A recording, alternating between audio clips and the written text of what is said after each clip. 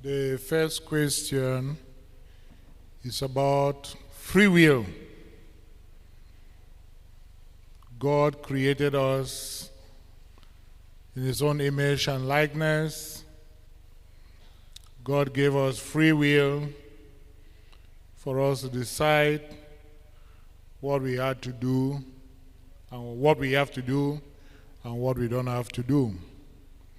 And nobody, no parent takes away the free will of a child by encouraging the child to do what you know is correct. I know when we're growing up, when it's a time for mama, there's this bottle that they used to put milk to give food to the child. When you put the milk inside and mama holds the child and you are putting the food, sometimes the child pushes it away. When you know that the child is not taking the quantity that is needed, will you let the child go? You will not let the child go.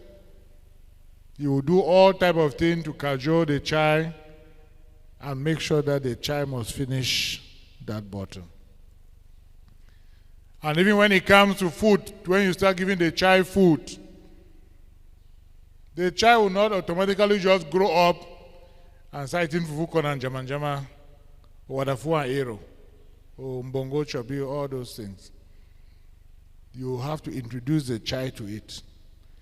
And there are certain things that the child may not like, but you have to make the child to like it, because you know that that thing is good as far as the child is concerned.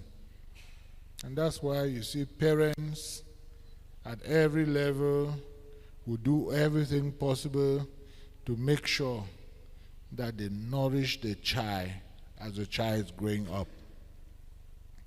And I think it's the same thing we used to talk at times about infant baptism. Okay, the child is a free child. You have delivered the child. Allow the child to grow up. And when the child reaches whatever level, the child should decide what to do. Why is that done only when it comes to the spiritual life? When you born the pikin, no, leave it naked till when you go decide whether you go wear napkin or you know wear napkin. Wear shit for a napkin. No move am. Leave am. Make it decide when you go move am or when you no go move am.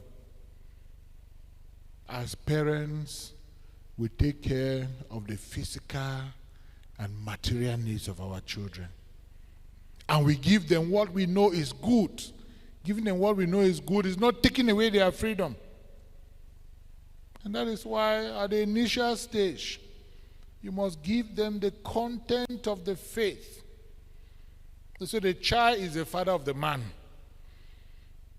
Which means that what you make that child to become today will be what that child will be tomorrow.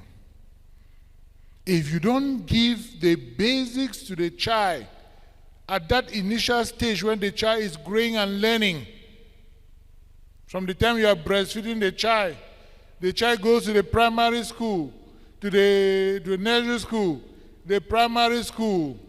If he starts getting to secondary school, etc., you are going to regret.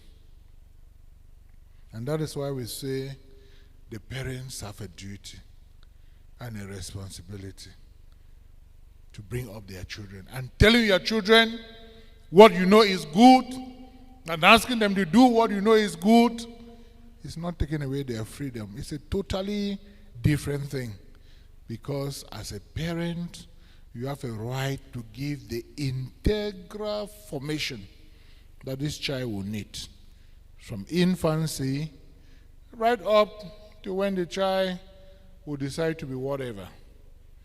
And at the same time, if you as a parent, you have done your best, and the child tomorrow doesn't become what you expected the child to be, you have done your best now. If you take horse, goat, and water, but you never force me to drink water. And I know that we, the parents, our desire, our wish is always that the faith that we have been brought up in that our children should have that same faith, and even more than us. Because we know that without God, my dear brothers and sisters, without God, our life is nothing.